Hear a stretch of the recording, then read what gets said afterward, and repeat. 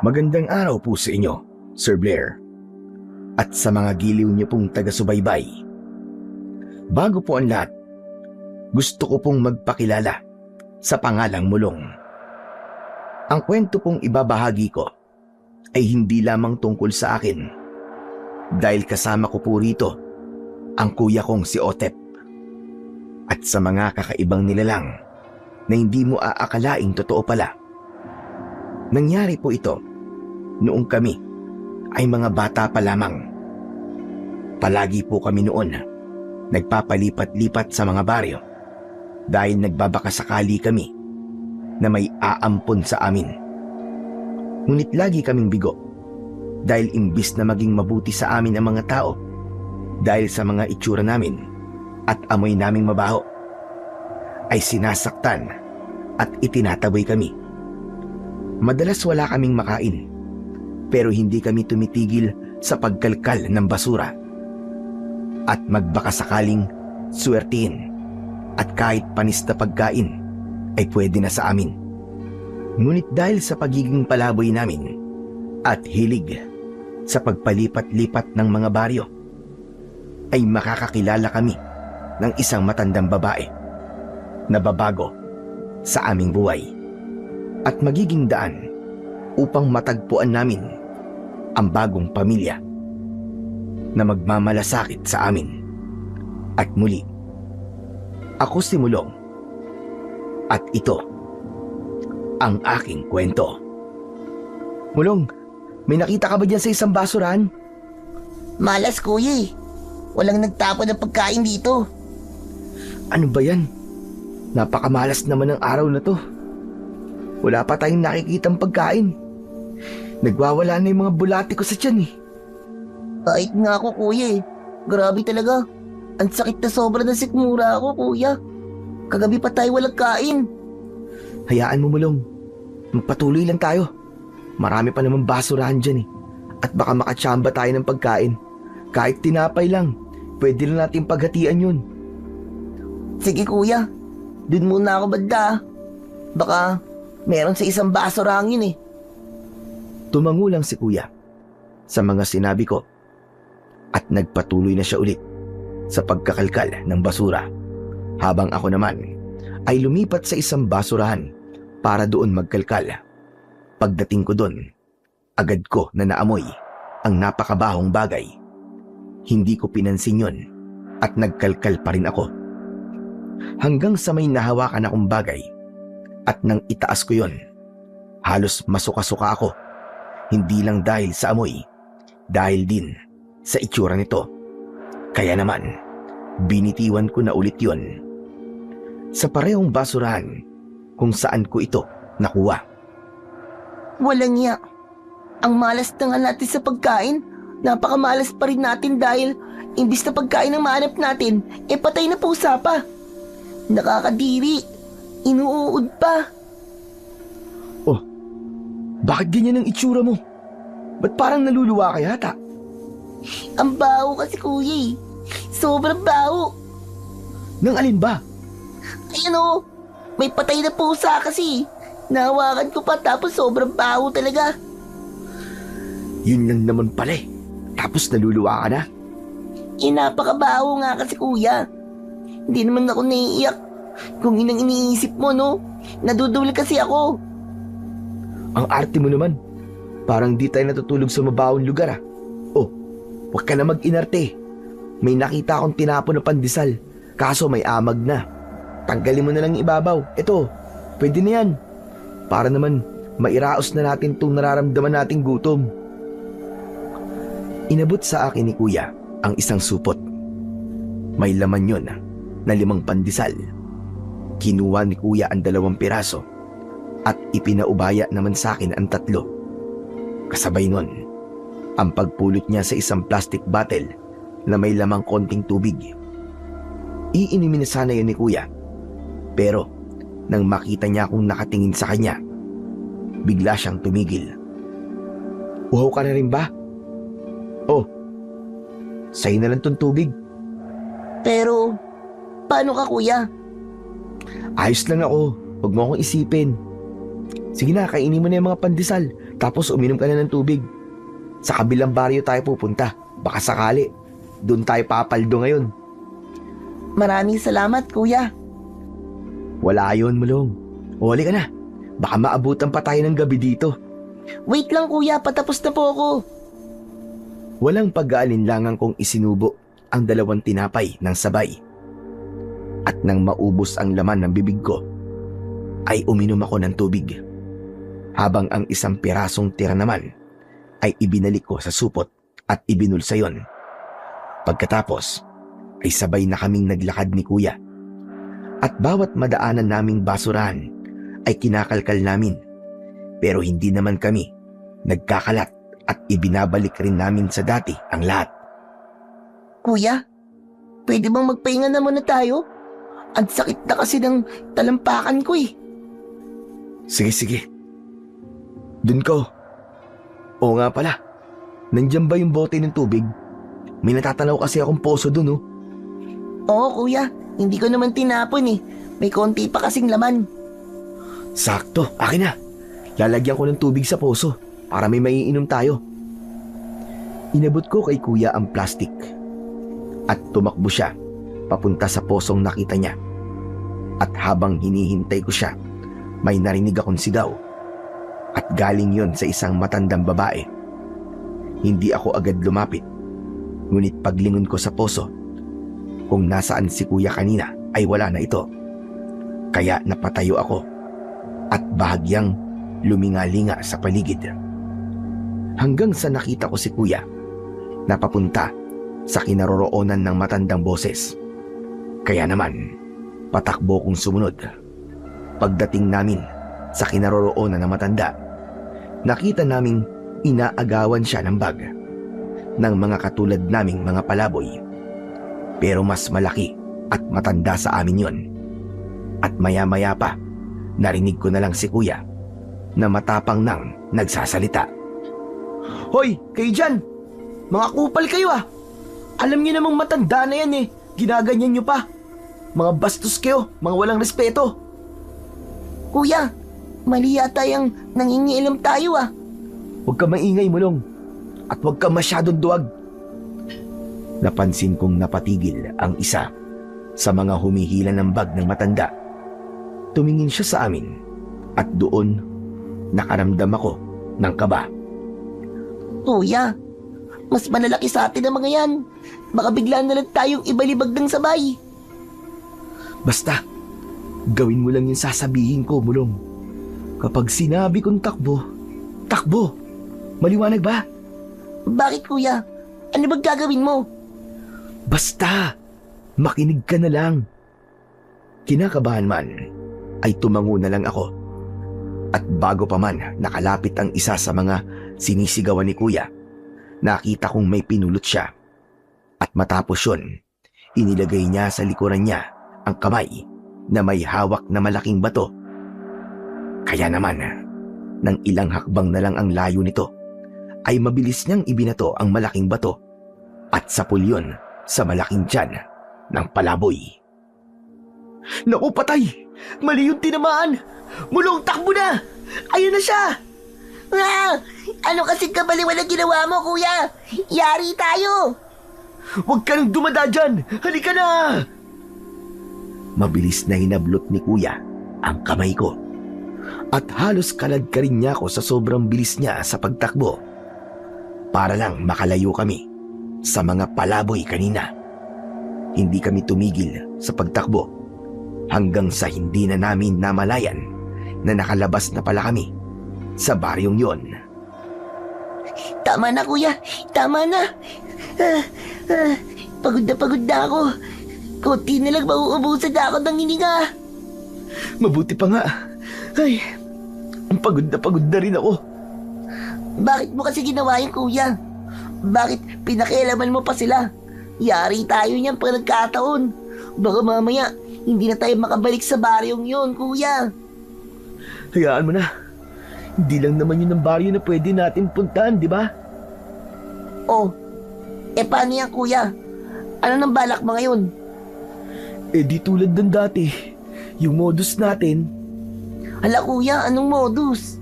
Anong ibig mo sabihin? Manluloko na naman tayo? Naku, ayoko na nun. Out na ako dyan. May pa-out-out ka pang nalalaman, utot mo. Siyempre hindi yun. Matagal na nating tinigil yun, di ba? Dahil masama yun. Ano nga modus yung pinagsasasabi mo? Di yung pupunta tayo sa plaza, magkukunwari ka may sakit para bigyan tayo ng pagkain. Ano? Matagal na nating tinigil yun ah. Pareho lang yung kuya, masama pa rin yun, panloloko pa rin yun eh. Basta, bahala ka. Ayoko na yung iniisip mo na yan. Di baling sumakit na lang yung tiyan ko. Basta, ayoko nang ulitin yung mga ginagawa natin nun. Baka mamaya yan eh, matulad na naman yun dati. Na nabisto tayo sa katarantaduhan natin, tapos muntik pa tayong dalin sa bahay ampunan. Okay, sige, wag na. Baka nga mahuli tayo ulit. Tapos, magkatotoo pa na ipaghihiwalay tayo. Siyempre, ayoko naman mangyari yun, no? Wala na nga tayong mga magulang, tapos malalayo pa tayo sa isa't isa. O ano ka ngayon? Di napaisip ka rin ano? Mga bata pa kami nang natuto kami na manloko ng tao. Nagkukunwari kami na naliligaw at walang perang pamasahe at bibigyan naman kami ng mga taong naloloko namin. Pero nung nabisto kami, muntik nang dalhin ang isa sa amin sa DSWD at ang isa naman ay sa ampunan. Kaya pareho kaming nagpasya na magbago na. Pero minsan, dahil nakagawian na namin ang manloko, ay hindi maalis kay kuya na mag-isip ng ganon.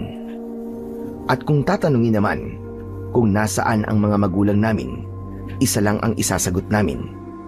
Dahil sa kahirapan ng buhay, ay muntik kaming ipagbili sa mga sindikato, kaya tumakas kami. At doon na kami nag-umpisang naging palaboy. O Mulong, paano tayo ngayon yan? Saan tayo hahanap ng tulugan? Magagabi na. Kahit sa mga silong na lang tayo ng mga bahay, kuya. Basta, wag dan tayo manloko. Kung magutom man tayo, wag kang mag-alala. Nandito pa yung isang pandesal, itinabi ko kasi. Sige, doon na lang tayo. Magpalipas lang tayo ng gabi. Tapos, tuloy na ulit sa pangangalakal ng basura. Basta kuya, wala nang manloloko ng tao ah. Oo, wala na, promise. Cross my heart. May paganyan-ganyan kapag nalalaman. Tara na nga. Inakbayan ko si kuya at ganun din ang ginawa niya sa akin. Isa sa mga bahay sa baryong napuntahan namin ang napili naming tulugan. Doon kami sa likod na silong nagpalipas ng gabi. Ngunit minsan talaga hindi mo aasahan ang pagkapit ng kamalasan sa'yo. Dahil habang natutulog kami sa silong ng bahay ay biglang umulan ng malakas. Kaya naman hindi na kami nakatulog. Anak naman ng 7 tupa, oo. Kung minamalas ka nga naman, oh. Ay, ang lamig. Ikaw ba, Mulong? Ayos ka lang ba? Kuya, sobrang lamig. Tapos, ang sakit din ng tiyan ko. Ha? Teka nga. Hinawakan ni kuya ang noo ko at napansin ko ang panlalaki ng mga mata niya. Sandali nga. Ang taas ng lagnat mo, ah. Kuya, ang sakit talaga ng tiyan ko. Sandali lang, Mulong. Paano ba to? Ano bang gagawin ko? Hindi ko alam, kuya. Pero ang sakit na talaga ng tiyan ko. Aray, kuya, ang sakit. Teka, ano ba kasing kinain mo? Ano pa ba? Hindi yung pandesal, kuya. Yun lang naman ang kinain ko eh. Tapos uminom lang ako ng tubig. Yun lang talaga, kuya. Baka nga dahil dun. May amag na kasi yun eh. Kuya, tulungan mo ako. Sobrang sakit na talaga ng tiyan ko.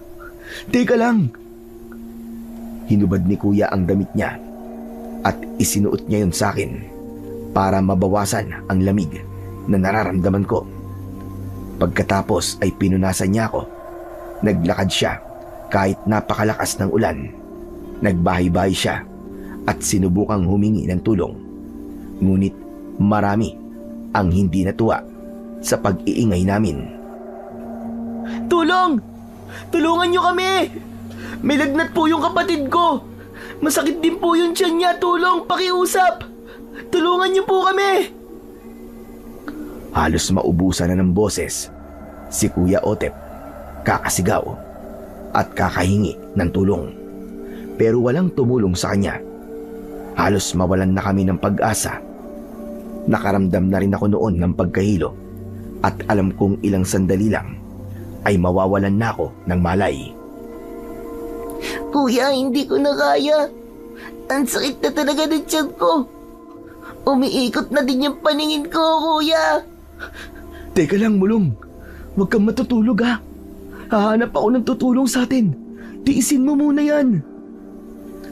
Hinawakan ko ng maigpit si Kuya dahil sa sakit ng tiyan ko. Ilang sandali pa, nakakita si Kuya ng isang kubo. Bukas ang pinto nito at nakita niya na may tao sa loob. Mabilis na pumunta doon si Kuya habang pasan-pasan pa rin niya ako. Pagdating doon ay walang pag-aalinlangan siyang humingi ng tulong hanggang sa isang pamilyar na matanda ang lumabas. Abay, Diyos ka! Gabing-gabi na. At ba't kayo naglalakad? Malakas ang ulan. Hali kayo. Pumasok kayo dito. Tulungan niyo po kami. Masakit po ang tiyan ng kapatid ko at nilalagnat po siya. Sige na po. Kaya nga, hali kayo rito at pumasok kayo. Ginawa ni Kuya ang sinabi ng matanda. Pagdating doon, nagmamadali kaming binigyan ng tag-isang tuwalya ng matandang babae. Binigyan niya rin kami ng mga damit na pampalit. Ano bang dahilan? Bakit nanakit ang tiyan niya? Mangyaring kumain po kasi kami ng pandesal na may amag. Gutom na po kasi kami nun. Abay, bakit niyo naman ginawa yun? Abay, talaga nga mananakit ang tiyan ng kapatid mo. Wala naman po kaming ibang pagkukunan ng pagkain eh. Teka nga, hintayin niyo ako dyan. Pareho ba kayong nakakain ng pandesal na may amag? Opo eh. Tapos uminom din po siya ng tubig na nakuha ko lang din po sa may basurahan. Jesus Maria Josep. O siya, hintayin niyo na lang ako dyan. Umalis ang matanda at pagkatapos nun, wala pa rin akong tigil sa paghawak ng tiyan ko at talaga naman kasing napakasakit. Maya-maya lang ay bumalik ang matanda at inabutan kami ng tig-isang basong may lamang itlog na dilaw. Teka, ano po to? Basta, inumin niyo na lamang yan dahil baka nalason kayo. Baka matagal na ang pandesal na nakain niyo at dahil doon, nagkaroon siya ng amag. At sa amag niyo nakuha ang lason. Makakatulong ang itlog na dilaw para maalis sa katawan niyo ang lason na dala ng tinapay. Talaga po? Hindi po ba lalala yung pananakit ng tiyan ng kapatid ko? Abay, wala ka bang tiwala sa akin? Meron naman po, Nay. Wala lang po akong alam tungkol dito eh. Basta sige na, inumin nyo na yan. Kung nandidiri kayo, pwede nyo naman diretsyong inumin yan o kaya takpan nyo ang ilong nyo. Sige po, maraming salamat po. Pinakinggan namin ang sinabi ng matandang babae at sabay naming ininom ni Kuya ang dilaw ng itlog. Pagkatapos nun ay pinakain kami ng matanda. Nang matapos naman kami sa pagkain, doon kami tinanong ng matanda kung ano ang mga pangalan namin. Ito po ang kapatid kong si Mulong at ako naman po si Otep. Mas matanda po ako sa kanya ng 4 na taon. 16 na po ako. Siya naman po 12. Ganun ba?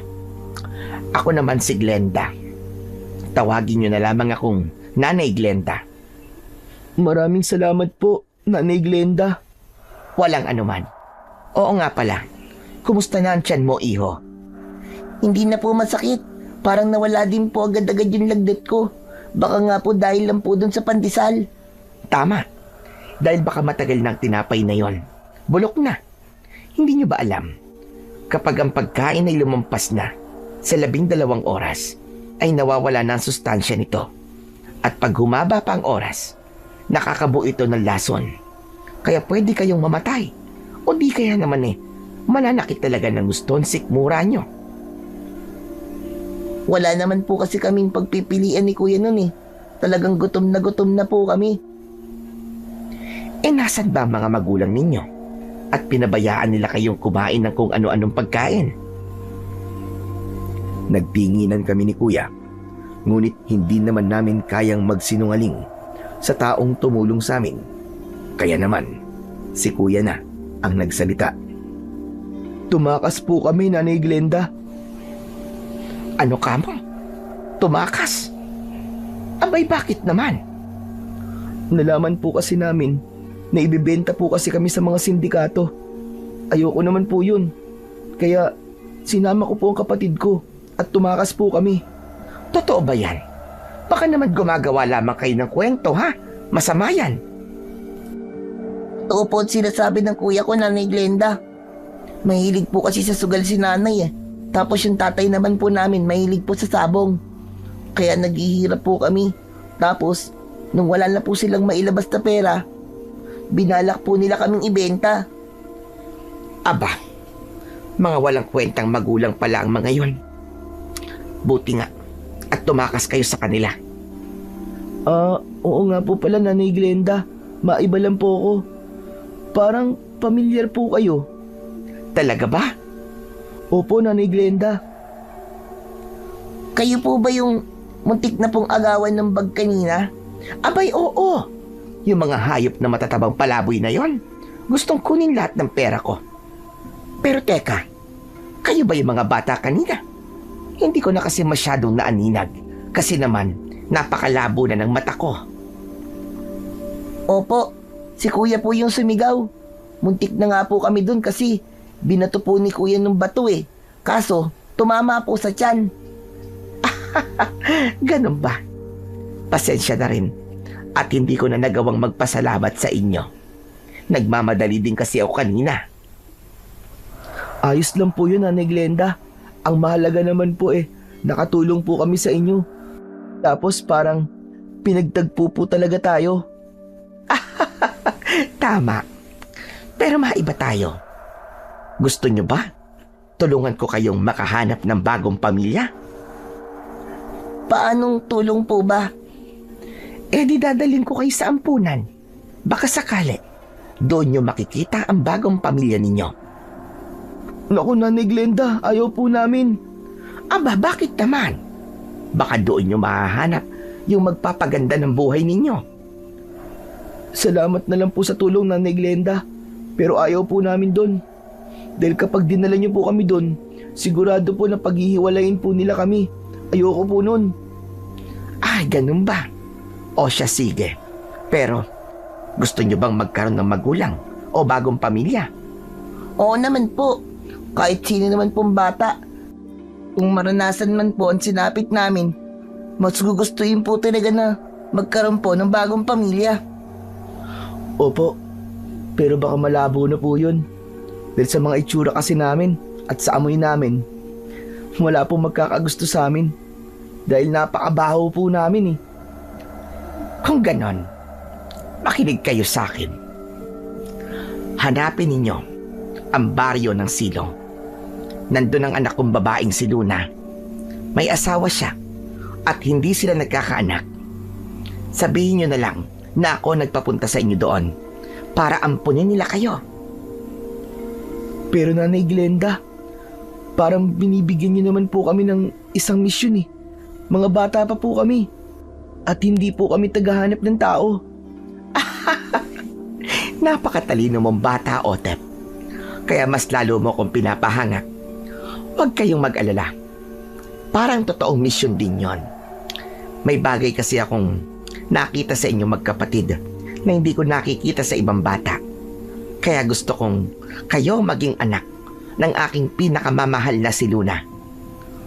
Bakit hindi niyo na lang po kami tulungan, Nanay Glenda? Paano po? Kung mahanap nga po namin sila pero katulad po ng iba, ay hindi rin nila kami tanggapin. Huwag kayong mag-alala dahil mababait ang mag-asawang Luna at Fernando. Kaya hindi masasayang ang pagod nyo. Teka, baka niloloko niyo lang po kami ha. Hindi naman po kami masasamang bata eh. Kaya wag niyo po kami lokohin. Hindi ko magagawa yun, mga iho. Ramdam ko at nakikita ko sa mga mata nyo kung gaano kayo kabubuti. Kaya hindi nyo kailangang mag-alala. Nanay Glenda, mangkukulam po ba kayo? Sira ulong batang ito. Mukha ba akong bruha? Hindi naman po. Ang galing niyo po kasing manghula eh. Tanga, manghuhula naman yung sinasabi mo, Mulong eh. Hindi mangkukulam. Oo nga pala, natawag pa tuloy akong tanga. Nako, ang dalawang ito. O siya, bumalik na tayo sa una nating pinag-uusapan. Ano? Gusto nyo ba? O ayaw nyo? Kuya, tanggapin na natin. Baka totoong mababait yung mga taong sinasabi niya. Hindi na tayo magugutom dun. Pero paano kung katulad sila ni nanay at tatay? May trauma pa ako. Baka kapag katulad sila ng mga magulang natin, baka tuluyan na tayong malalayo sa isa't isa. Ayaw mo naman yun, di ba? Nagbubulungan pa kayo dyan. Naririnig ko naman. Pasensya na po. Natatakot po kasi kami. Baka yung madarat na namin doon, hindi po bagong pamilya. Baka mas malala pa po sila sa mga magulang namin. Huwag kayong mag-alala, mga iho. Mababait ang sinasabi kong mag-asawa. Natural, dahil anak ko ang isa sa kanila. Sa kasamaang palad nga lang, ay hindi kayang mag-anak ni Luna dahil meron siyang sakit sa matres. Kung ganun po, nakakaawa naman po pala yung anak nyo, Nanay Glenda. Oo, kahit ako gusto ko na rin magkaapo, pero hindi niya talaga kaya. Wala rin kasi silang malaking pera para magpagamot si Luna. Kaya kung gusto nyo, kayo na lang ang maging apo ko at maging nanay at tatay nyo, sina Luna at Fernando. Teka lang po, Nanay Glenda. Parang napakabilis naman po yata ng pangyayari. Ngayon nyo lang po kami nakilala pero gusto nyo na po kami kagad na tulungan. Dahil nga nararamdaman ko na mabubuti kayong mga bata. Hindi po kami mabubuti. Aba, bakit mo naman nasabi yun, iho? Dahil nagawa na po namin na manloko nun ng mga tao. Siguro naman may dahilan kayo kung bakit nyo ginawa yon.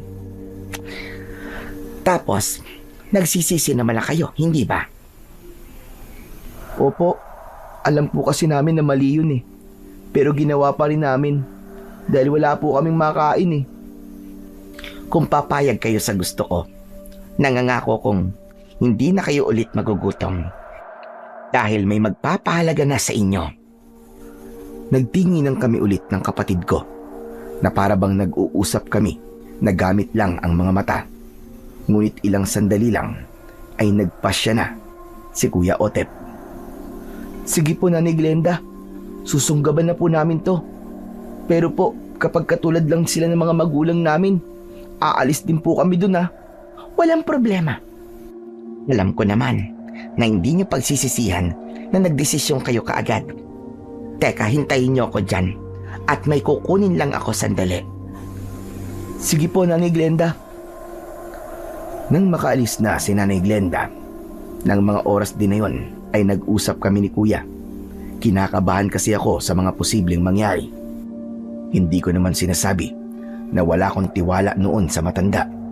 Pero may pakiramdam kasi ako noon na parang pumipigil sa akin. Kuya, tama ba yung desisyon mo? Wala namang masama kung susubukan natin, di ba, Mulong? Parang may kakaiba kasi. Ang bilis ng pangyayari, sobra. Alam ko naman yun, Mulong. Pero kung ito na yung paraan para hindi na tayo magkahiwalay at magkaroon tayo ng bagong pamilya, bakit hindi natin subukan, di ba? Pero kung katulad nga sila ni nanay at tatay, balakin din tayong ibenta. Mas gugustuhin ko na lang na magutom at tumira sa kalsada kesa naman ibenta sa mga sindikato para ipagtrabaho. Alam kong nag-aalala ka, Mulong. Alam kong natatakot ka. Pero kuya mo ko eh. Ayoko naman na palagi na lang tayong ganito. Wala namang masama kung magtiwala tayo ulit, di ba? Opo, kuya. Tapos, di ba, mali pala yung nararamdaman at iniisip natin. Tapos, mas mabuti pa sila kila nanay. Eh di may magluluto na masarap na pagkain para sa ating dalawa.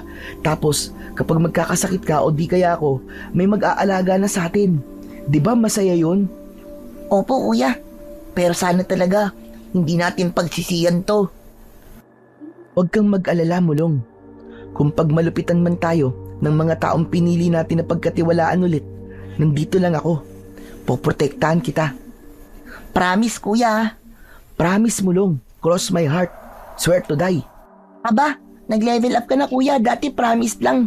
Ngayon, may swear to die na. Siyempre, walang hindi gagawin si kuya mo para sa bunso, di ba? Niyakap ko si kuya ng mga oras na yon. Dahil totoo naman ang sinasabi niya. Wala talaga siyang hindi gagawin para sa akin. Ako na yata ang pinakamaswerteng palaboy sa balat ng lupa. Dahil hindi man kami mayaman sa pinansyal at sinwerte sa mga magulang, ay swerte naman ako dahil may kuya ko na kagaya niya. Ilang sandali lang ang lumipas at bumalik na rin ang matanda. May dala siyang isang kahon at isang lumang bag at ibinigay niya sa amin yon.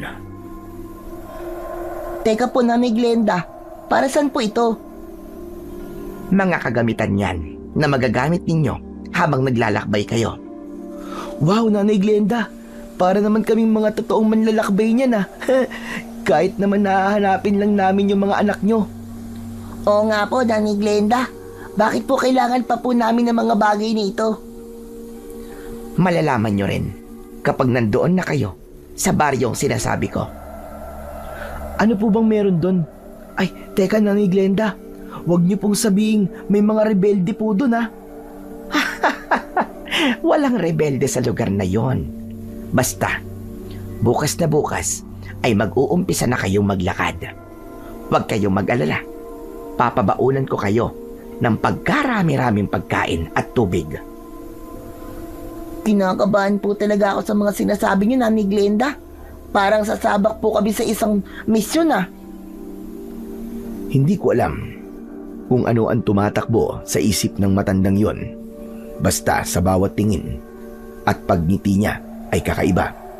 Para bang may gusto siyang sabihin, ngunit sa kabila nun ay gusto niyang matuklasan namin yon ng kami lang. Maya-maya pa, 2 bato naman ang ibinigay niya sa amin. Ang isa ay bilog na bilog, habang ang isa naman ay hugis paoblong. Nanay Glenda, pinaglalaroan niyo po yata kami magkapatid ah. Hindi naman po kami masasamang bata eh. Huwag niyo naman po kaming pagtripan. Aanhin po namin tong mga bato na to. Ilagay nyo yan sa mga kanya-kanya nyong mga bulsa.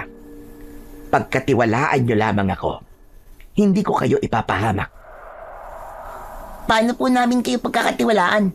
Eh, hindi naman po namin alam kung totoo po yung sinasabi niyo. Sige, ganito na lang po, Nanay Glenda. Hingi po kami ng isang litrato ng mag-asawa na sinasabi po ninyo para madali po namin sila makilala pagdating namin doon. Hindi na po kami mahihirapang maghanap. Sa kasamaang palad, ay wala akong litrato nila. Pasensya na. Pero sasabihin ko sa inyo kung anong itsura nila. Si Luna ay mahilig magsuot ng puting bestida at laging nakatali ang buhok.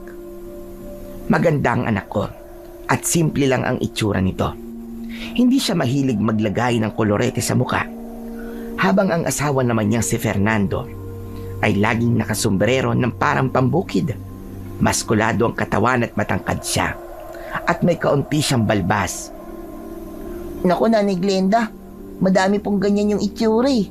Baka mahirapan po kami niyan. Hindi kayo mahihirapan. Basta habaan nyo na lamang ang pasensya nyo sa paghahanap.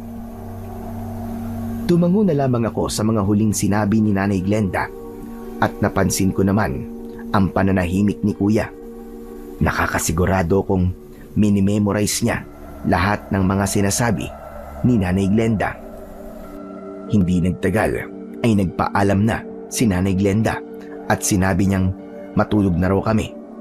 Tuwang-tuwa naman ako ng mga oras na yon dahil matagal na rin nung huling beses kaming natulog na may unan at makapal na kumot. Napansin naman ni Kuya yon at nagtaka siya kung bakit ako nakangiti. Oh, ba't parang nanalo ka yata ng loto sa panaginip? Yung ngiti mo abot ng tenga eh. Kasi kuya, ngayon lang ulit ako natulog ng hindi nilalamig. Hindi rin ako nilalamok. At komportable pa yung ulo ko dahil may malambot na una na sumasalo sa mga ulo natin. Kahit kailan talaga napakababaw ng kaligayahan mo. Kaya wala talaga akong dahilan para hindi ka mahalin eh. Dahil sigurado ako, kung mababaw ang kaligayahan mo, mabilis lang din tumulo ang luha mo. Ewan ko ba kuya kung bakit ganun ako. Kahit maliit na bagay lang masaya na ako. Basta, yung nakakatulong sa atin dalawa. Sa totoo lang, wala na nga akong ibang hihilingin. Masaya na ako na may kuya ko. Kahit wala na tayong ibang pamilya, okay na ako basta kasama ka kuya. Pero Mulong, kailangan din natin ng bagong pamilya. Gusto ko kasi na kahit ikaw lang ay maging maganda yung hinaharap mo. Kahit ikaw na lang, kahit hindi na ako. Naku kuya, basta kung swerte man tayo sa sinasabi ni Nanay Glenda na magiging bagong nanay at tatay natin, tapos pag-aaralin nila ako, kapag naging successful ako, hindi kita kalilimutan kuya. Lahat kayo nang nagmamahal sa akin. Nako Mulong, masyado yatang tumatalab na yung gamot sa utak mo ah. Nananaginip ka na ng gising eh. Walang masamang mangarap kuya, at wala namang limit yung pangarap, kaya lubos-lubosin na natin.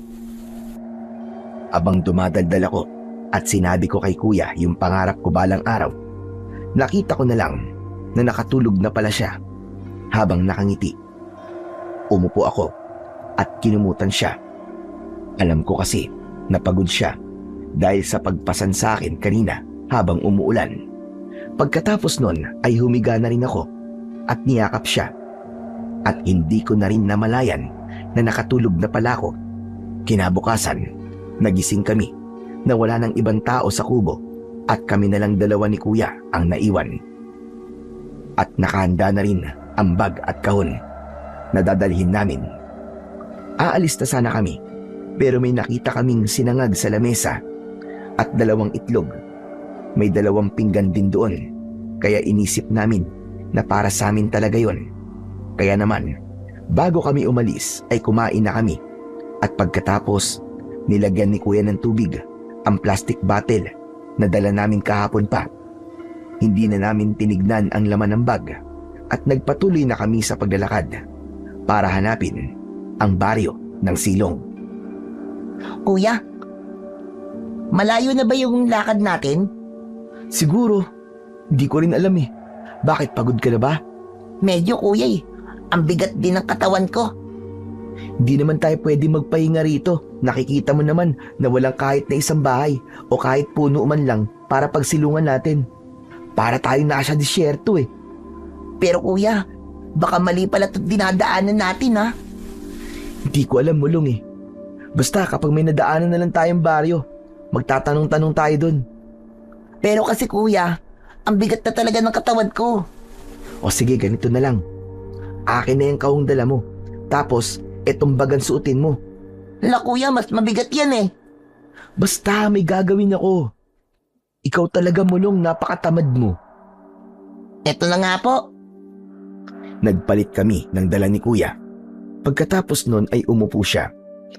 Hindi ko naman alam ang gusto niyang iparating sa akin at para kaming tangang naghihintay ng sasabihin. Oh, ano pang hinihintay mo dyan? Halika na. Papasa na lang kita ulit. Sa banda ron tayo magpahinga. May natatanaw akong kakauyan doon. Doon na lang tayo magpahinga. Kung ganun pala kuya, wag mo na akong pasanin. Kakayanin ko naman po siguro hanggang doon.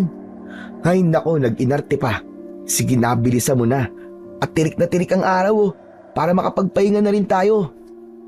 Sigurado ka ba kuya? Oo nga, dali na, pasan na. Sinunod ko na lang ang sinabi ni Kuya at hinayaan ko na lang siya noon napasanin ako. At habang naglalakad kami, napansin ko na nahihirapan siya. Pero hindi siya nagrereklamo. Sinabi ko naman na bababa na lang ako, pero ayaw naman niya. Hanggang sa nakarating na kami sa kakahuyang tinutukoy niya. Ay, sa wakas, makakapagpahinga na rin. Kuya, itong tubig oh. Ikaw na muna ang uminom. Sige na, mauna ka na. Tapos akin na muna yung bag na dala mo. Titignan ko muna ang laman yan. Ang bigat kasi. Sige po, kuya. Inabot ko kay kuya ang bag at uminom naman muna ako ng tubig. Nagulat na lang ako nang biglang sumigaw si kuya. Mulong! Hindi pala tayo gugutumin kung sakaling tumagal man ang paglalakad nating dalawa. Ha? Bakit kuya? Ano bang meron? Pinagbaunan tayo ng matandang babae. Ang daming tinapay, saging, mansanas at nilagang mais. May kasama pang tubig na nakalagay sa sisidlan ng kawayan. Hala, totoo ba yan kuya? Oo nga, tignan mo, halika rito, lumapit ka kasi. Lumapit ako sa kuya ko nung sinabi niya yon. Masaya akong dumampot ng isang mais at walang pag-aalinlangang kinain yun ng mabilis. Ganon din ang ginawa ni kuya at nagpahinga kami. Nagpunta kami sa isang malilim na parte ng kakahuyan at doon humiga sandali.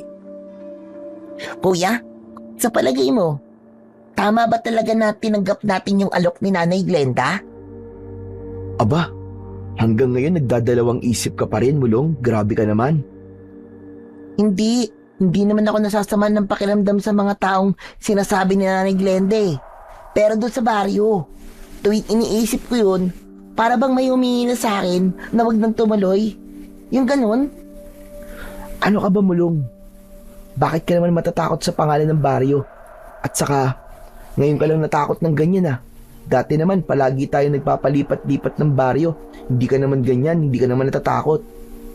Hindi ko kasi maintindihan yung pakiramdam ko eh. Ay nako, hayaan mo na yan. Kung ano man ang nararamdaman mo, huwag mo na lang pansinin. Hindi ka naman matutulungan yan eh. Para mahanap yung baryo na sinasabi ni Nanay Glenda. Oo nga kuya. Ano ba kasi yung inaalala ko? Masyado yata akong nagiging praning. Normal lang naman siguro yung kabahan eh. Lalo na hindi natin kilala yung taong pupuntahan natin dun sa baryo, di ba? Siguro nga, ganun yung kuya. Ay teka nga, ano bang oras na? Ano sa palagay mo? Hindi ko rin alam kuya eh. Pero alam mo, sa palagay ko, hapon na.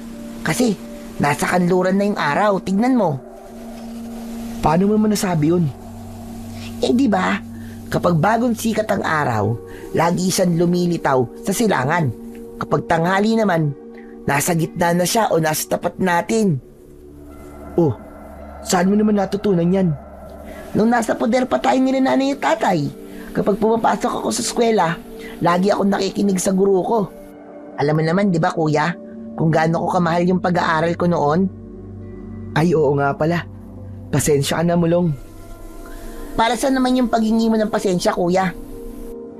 Pasensya.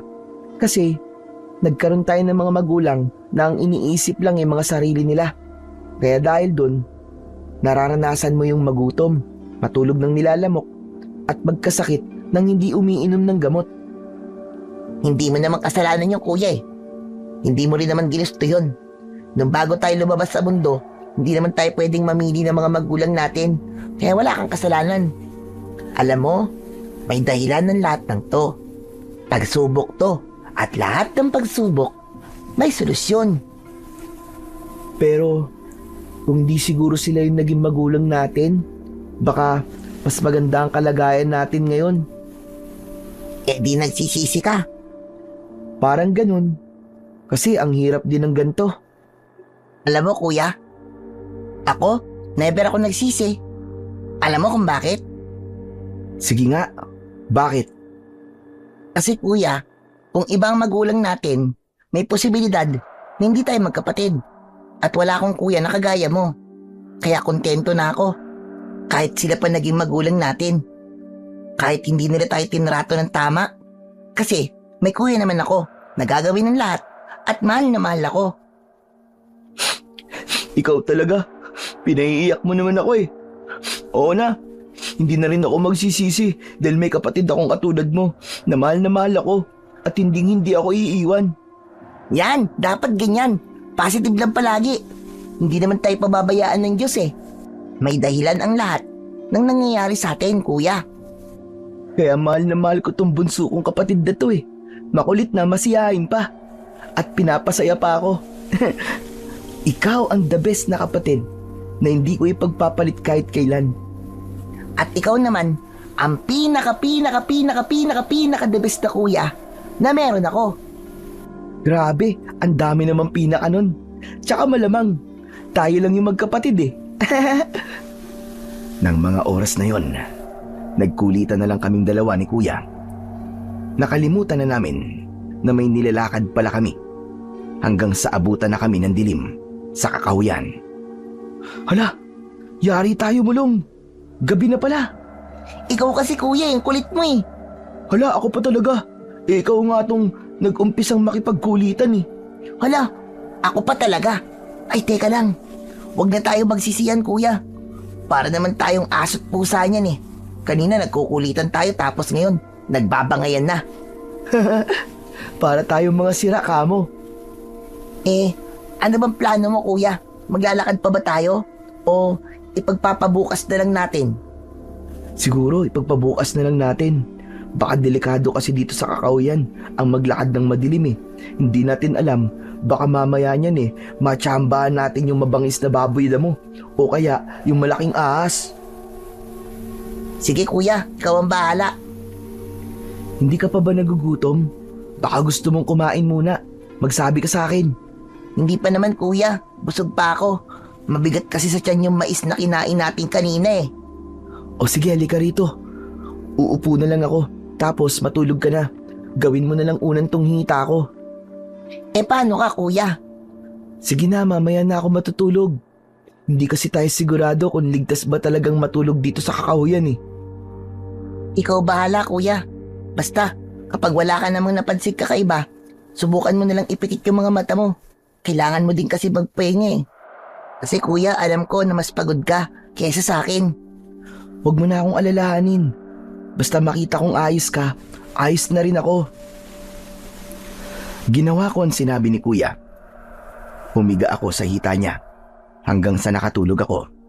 Pagkatapos nun ay wala na akong alam. Hanggang sa nagulat na lang ako nang pabigla akong gisingin ni Kuya. Mulong, mulong! Mulong, bilisan mo, gumising ka! May mga tao! Ha? Bakit kuya? Ano bang meron kung may tao? May mga dala silang katawan ng tao. Pabalikwas akong napaupo nang marinig ko ang sinabi ni Kuya at itinuro naman niya ang sinasabi niyang mga tao na may dalang katawan ng tao. Nang matanaw ko sila ng maayos ay kinabahan ako. Hindi man namin sila gaano matanaw dahil liwanag lang ng buwan ang naglalantad sa kanila, ay nakakasigurado kami ni Kuya na tao nga ang dala nila. Walang ulo at duguan. Kuya, anong mga klaseng tao yan? Hindi ko alam, Mulong, pero huwag kang maingay para hindi nila tayo mapansin. Pero kuya, totoo bang tao ang dala nila? Bakit walang ulo? Hindi ko din alam. Baka mga nangunguha sila ng tao. Tapos, naalala mo ba yung napapabalita nung nakaraang taon na nagbibenta ng organ ng tao? Baka ganyan yung mga yan.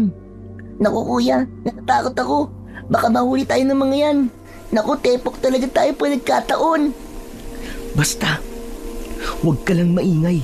Hindi nila tayo mapapansin. Gusto mo ba sundan natin sila? Ha? Naku kuya, ano naman ba yung kalokohang naiisip mo? Hindi ka ba nagbibiro? Nakita mo naman siguro yung ginawa nila dun sa kawawang tao, di ba? Malay mo, matagal na pala silang pinaghahanap ng mga parak. Tapos, malalaman natin yung hideout nila. Tapos, tayo yung makakapagturo, di jackpot. Sigurado, may pabuya yun. Naku kuya, ayoko. Hala nga mga bituka nun. Paano kapag nalaman nila, di tigok tayo? Tignan mo to. Sabi niya kanina positive lang. Pero siya mismo, nag-iisip ng nega. Kaligtasan lang natin yung iniisip ko, kuya. Gusto ko pang mabuhay na matagal. Marami pa akong pangarap, kuya. Bahala ka. Basta ako, susundan ko sila. Napakamot na lang ako sa ulo nang maglakad si kuya dahil wala din naman akong magagawa kahit na magmatigas pa ako. Siya pa rin naman ang masusunod sa huli. Sinundan namin ang mga nakita naming mga tao. Nag-ingat na lang kami sa bawat lakad namin at inalagaang hindi kami makakagawa ng kahit na anong ingay. Hanggang sa nakita namin na pumasok sila sa isang baryo at tumingin naman ako sa itaas. Nakita ko doon ang salitang "Welcome, Baryo Silong." Kaya naman, itinuro ko yun kay kuya.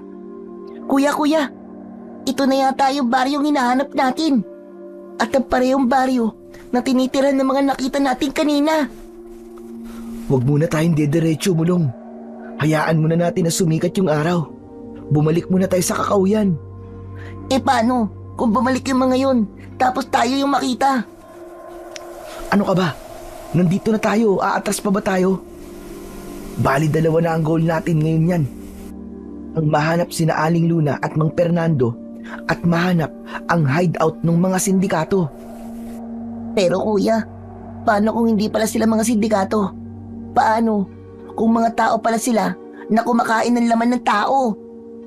Ano yun, zombie na matalino? Hindi kuya, baka aswang. Ay sus, nagpapaniwala ka naman sa mga ganyan. Kwentong matatanda lang yun eh. Panakot lang sa mga bata yun. Paano nga kuya, kung totoo pala mga sinasabi ko? Sa lugar natin kuya, posible yung mga aswang. Kita mo naman no, liblib na liblib ang baryong yun. Ay nako, ewan ko sa'yo. Nagpapakapraning ka na naman, umayos ka nga. Parang hindi ka lalaki sa lagay mong yan eh. Kuya naman di mo kasi ako naiintindihan eh. Baka sa gusto mong gawin, mapahamak tayong dalawa. Hindi tayo mapapahamak, naiintindihan mo? Habang nandito ako, hindi tayo mapapahamak. Ewan ko sa'yo kuya, nagtatapang-tapangan ka na naman eh. Baka dahil na naman dyan sa kalokohang naiisip mo, mapahamak na naman tayong dalawa. Ikaw ang kulit mo talaga. Kukurutin ko na yung singit mo eh. Si kuya, dinadaan mo na naman sa biro eh. Basta, halika na, dun muna tayo. Kapag maliwanag na, dun na lang natin hahanapin yung anak ni Nanay Glenda, okay? Hinila ulit ni kuya ang kamay ko. Hindi naman kami masyado nakalayo sa baryo ng Silong. Ngunit imbis na matulog, ay hindi ko na nagawa kasi inaalala ko yung mga gustong gawin ni kuya. Natatakot kasi ako na baka mapahamak kaming dalawa. Oh, ba't ganyan ang itsura mo, Mulong? Ikaw kasi kuya eh. O bakit ako? Ano namang nagawa ko sa'yo? Iniisip ko pa rin yung sinabi mo eh. Hanggang ngayon ba iniisip mo pa rin yun? Pambihira ka naman talaga, oo. Paano? Natatakot talaga ako kuya. Ba't ka matatakot? Kasama mo naman ako. Paano nga kung mali ka? At hindi sindikato yung mga yun? Paano kung tama ako at aswang pala sila? Sus, aswang. O sige, kapag hindi sila aswang, anong gagawin ko sa'yo? Kokonyatan kita. Ewan ko sa'yo. Bahala ka na nga dyan kuya. Ang tigas ng ulo mo. Dahil sa pagdadabog, natamaan ko yung kahon na dala namin. Kaya naman, naalala ko na hindi pa nga pala namin alam ang laman nun. Kaya naman, dali-dali akong lumapit sa kahon habang ang kuya ko naman ay nakatayo at nakatingin sa akin habang nakapamewang. Oh, ano gagawin mo? Ano pa nga ba? Titignan ko yung laman. Di ba? Hindi pa naman natin alam kung ano ang meron dito.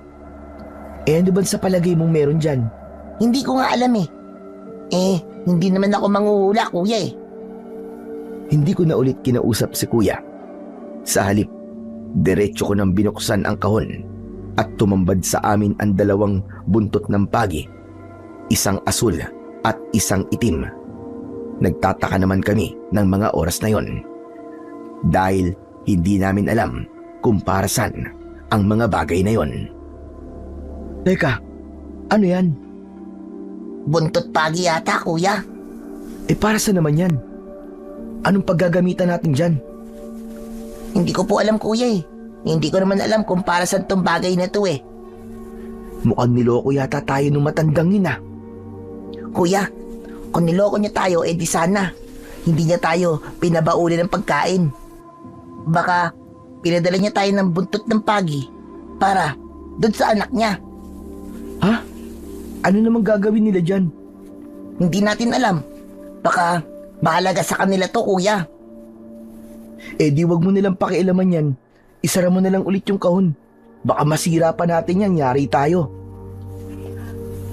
Ginawa ko na lang ang sinabi ni Kuya.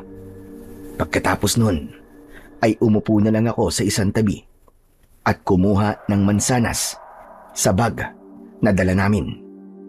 Ngunit habang kumakain ako, nakarinig ako ng malakas na boses na humihingi ng saklolo. Sa tingin ko ay matanda yon, hanggang sa dumami na ang mga boses na nagsisigawan. Nanindig ang mga balahibo ko at maya-maya lang napansin ni Kuya ang takot sa mga mata ko. Hinawakan niya ako ulit sa kamay at niyakap. Nagtago kami sa malalago na talahiban at habang pinakikiramdaman namin ang paligid, isang kakaibang bagay ang naramdaman ko sa bulsa ko. Kinapa ko yon. Nakuha ko ang parehong bato na ibinigay sa amin ni Nanay Glenda. Umiilaw yon at nag-iinit. At katulad ko, ganun din ang nangyari sa bato ni Kuya na nasa bulsa niya. Hala, bakit ganito? Ano kayang nangyayari? Hindi ko rin alam, kuya eh. Basta, huwag muna tayong aalis dito. Hindi natin alam kung ano ang nangyayari sa baryong pinuntahan natin. Kung alam ko lang na ganito, hindi na sana ako pumayag sa mga sinabi ni Nanay Glenda. Sus, kanina nga lang, gusto mo sundan yung mga nakita nating nilalang na may dalang katawan ng tao eh. Tapos ngayon nagsisisi ka? Siyempre, hindi ko naman alam na mangyayari to eh. Yan kasi, padalos-dalos ka sa mga desisyon mo. Ngayon, ayan ka, nagsisisi. Huwag na nga tayo magsisihan, Mulong, pwede ba? Nandito na tayo eh. At saka nakakaya kay Nanay Glenda. Pinakain niya tayo. Binigyan niya tayo ng maayos sa damit. Hindi naman pwedeng aatras na lang tayong bigla, di ba? Kuya naman eh, hindi mo naririnig ang mga sigawan ng tao at saka yung mga kalabog at kakaibang angil. Naririnig ko. Ano naman? May kakaiba sa lugar na to, kuya. Umatras na lang tayo. Ayoko. Paano? Kung kailangan pala ng tulong ng mga tao, di ba? Ayan ka na naman eh. Tapos tutulong ka. Tayo na naman na mapapahamak. Tulad na lang nung napigilan mo yung kunin yung bag ni Nanay Glenda. Wala naman tayong nagawa nun, di ba? Tumakbo lang tayo. Malay ba natin kung masigit na nakakatakot yung mga nandyan? Pwede ba, Mulong? Akala ko ba gusto mo magkaroon ng magandang buhay sa hinaharap? Oo, pero paano? Kung mapapahamak naman tayo dito. Hindi tayo mapapahamak, maniwala ka. Ay nako, ewan ko sa'yo, kuya. Napakatigas talaga ng ulo mo kahit kailan. Dahil sa hindi pagkakasundong yon, ay hindi ko na muna kinausap si Kuya. At doon sa loob ng talahiban kami, nagpalipas ng oras. At nang tuluyan ng lumiwanag, ay wala na kaming narinig na sigawan. Kaya naman, lumabas na kami sa pinagtataguan namin. Ayoko na sanang sumunod kay Kuya, pero hindi ko magawang iwan siya. Kaya naman, nang maglakad siya papasok sa baryo ng Silong, ay sumunod na lang din ako. Pagdating ko doon, kakaibang katahimikan ang nadatnan namin. Hanggang sa napansin namin ang mga bahid ng dugo sa iba't ibang pwesto ng baryo. Naku po, Diyos ko. Kuya, umalis na lang tayo dito. Sa tingin ko hindi tamang tumuloy pa tayo dito. Sandali lang, Mulong. Walang mga tao. Ibig sabihin ba nito, kinuha silang lahat ng mga sindikato? Kuya, nakita mo naman yung paligid, di ba? Imposibleng sindikato yung mga yun. Maniwala ka, kuya. Sigurado ako na mga halimaw ang mga yun. Saan mo ba nakukuha yung mga hali-halimaw na yan? Imposible naman na merong ganyan sa panahon natin. Kalokohan lang ang mga yun. Kuya, hindi naman natin alam eh. Bahala ka kung anong gusto mong paniwalaan. Basta ako, aalamin ko ang totoong nangyari sa lugar na to. Kuya, ano ka ba? Hindi ka naman superhero eh, para magpakabayani. Paano kung tama yung mga hinala ko? Sige nga, paano mo sila tutulungan? Kung tama ang hinala mo, na aswang yung umatake kagabi, di oras na para magpakitang gilas tayong dalawa. Diyos ko naman, kuya. Yan ka na naman eh. Yung imagination mo sigurado ko, yan ang papatay sa'yo. Sinasabi ko sa'yo, kuya, maniwala ka sa akin. Hindi yan. Tsaka, malay mo naman, di ba? Magtagumpay tayo. Ay nako, ewan ko talaga sa'yo, kuya. Ang OA ng utak mo. Akala mo yata, ikaw yung mga napapanood mo nun eh. Isang senyas lang sa kamay ay may lalabas ng kapangyarihan. Hindi ka naman si Superman, kuya eh. Wala ka naman nilalabas na laser sa mata mo. Tapos, hindi ka rin malakas. Tapos kung ano-ano pa lumalabas dyan sa bibig mo, ewan ko sa'yo.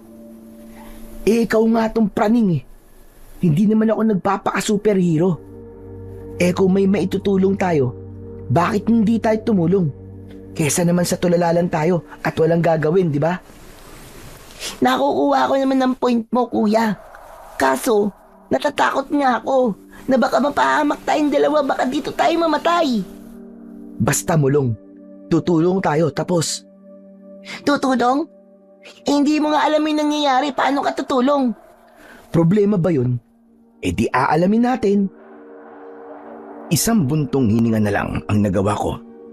Dahil ako, yung sinasabing makulit ni kuya, pero siya naman talaga ang makulit.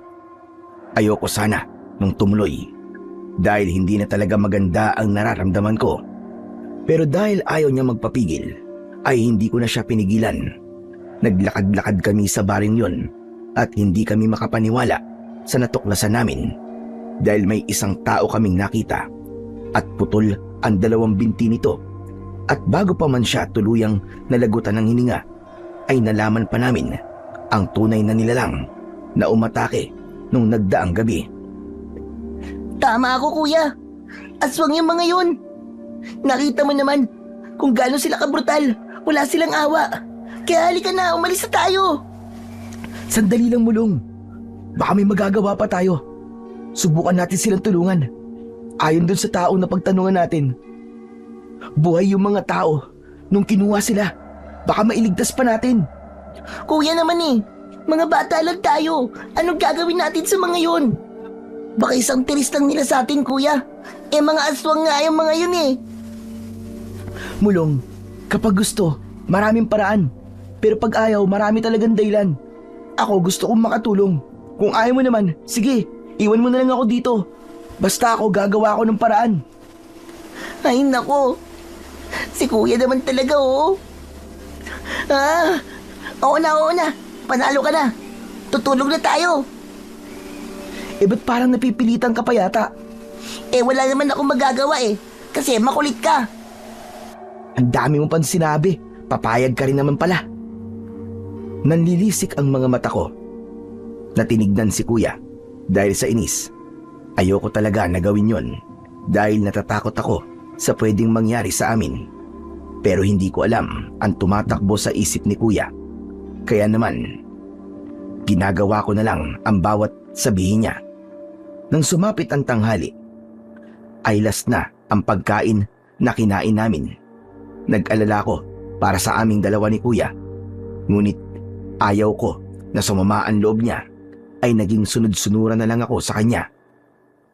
Wala kaming ibang ginawa nun kung hindi ang maglibot sa baryo. Pero maliban dun, sa taong putol yung binti, ay wala na kaming nakitang ibang taong pwede namin pagtanungan. Hanggang sa sumapit na uli ang gabi at doon ay nakarinig kami ng mga sigawan. Sinundan namin yon at nakarating kami sa kabilang kakawyan. Bilisan mo, mulong! Baka yun na yung mga tao! Sagabal kasi yung kahon, kuya eh. Akin na! Bilisan mo!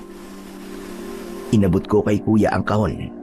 Pagkatapos nun, ay kinuha niya ang 2 buntot ng pagi at binitiwan na ang kahon. Anong gagawin mo diyan, kuya? kunin mo tong isa. Baka ito na yung sinasabi ni Nanay Glenda na magagamit natin ang mga pinadala niya. Teka kuya, ano bang ibig mong sabihin? Naiintindihan ko na siya.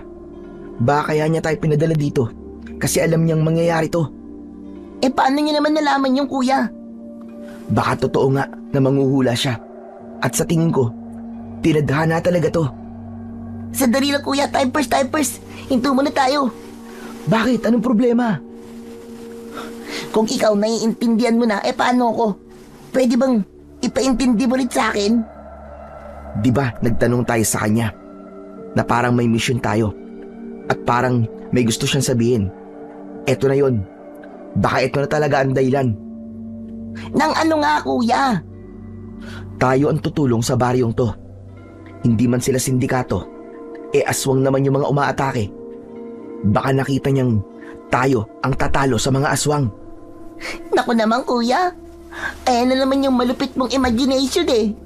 Sinasabi ko sa'yo, dyan tayo mamamatay, maniwala ka sa akin.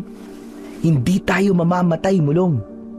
Basta, isipin mo na kapag nakatulong tayo, nakaayon sa atin ang pagkakataon. Dahil hindi lang nila tayo pasasalamatan, siguradong may kukup-kup pa sa atin, o di ba? Ang ibig mo bang sabihin kuya, ginagawa mo to para lamang may umampun sa atin, ganun ba? Oo, pero maliban dun, gusto ko rin talagang makatulong. Oo, sabihin na nating naging manluloko tayo nun, pero mabubuti pa rin ang loob natin at hindi tayo magdadalawang isip para tumulong. Ikaw lang kuya, dahil ako ayoko, kasi buhay natin yung nakataya dyan. Huwag ka namang ganyan, Mulong. Kahit kailan, hindi ko pinakita sa'yo na naging makasarili ako. Kaya sana naiintindihan mo kung bakit ko to ginagawa. Dahil doon, sa mga sinabi ni Kuya, ay napaisip ako. Tama siya, maling maging makasarili, lalo na kung maraming buhay ang nanganganib. At kahit mga bata pa kami, ay sigurado naman na may magagawa kami. Kaya isang tango ang ibinigay kong tugon at tumakbo na kami ulit. Nakarating kami sa gitna ng kagubatan. Isang malaking kuweba doon ang nakita namin. Nakasentro doon ang buwan at wala namang kaming pag-aalinlangang pumasok doon. At nang makarating kami sa loob, ay nawala na ang ingay ng mga tao hanggang sa nakasalubong kami ng 3 aswang. Maiitim ang mga ito at mabalahibo. Mukha silang aso pero mas malaki at mas nakakatakot ang itsura at naglalaway din ang bibig. Tapos may bakas pa ng dugo. Wala na kaming oras para makapagtago ng mga oras na yon. Kaya wala na kaming nagawa kundi ang maghanda. Sige! Hayop ka! Subukan niyo lumapit!